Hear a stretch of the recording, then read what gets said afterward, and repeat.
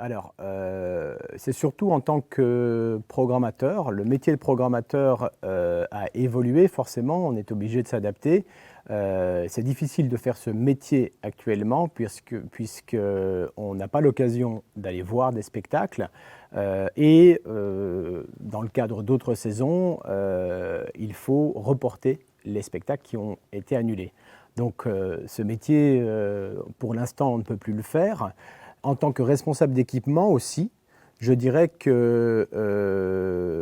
a tout de nouveaux codes à installer vis-à-vis des spectateurs, des codes qui sont un peu artificiels et qui changent aussi cette idée de la culture et de l'accueil public avec ces mesures de distanciation sociale, le lavage des mains, le masque, toutes ces mesures liées à la crise sanitaire, forcément, elle pose une question de l'authenticité de ce spectacle vivant et cette culture qui, pour moi, fondamentalement, la culture, c'est amener à la rencontre, à l'échange, aller voir des œuvres, aller rencontrer des artistes. Forcément, c'est un peu incompatible avec toutes ces mesures de distanciation et de lavage de mains, etc. Donc c'est des choses qu'il faut expliquer au public et il y a une forme de pédagogie à trouver là-dessus. Tout ce qu'il faut espérer, c'est que ça soit très temporaire, évidemment, puisque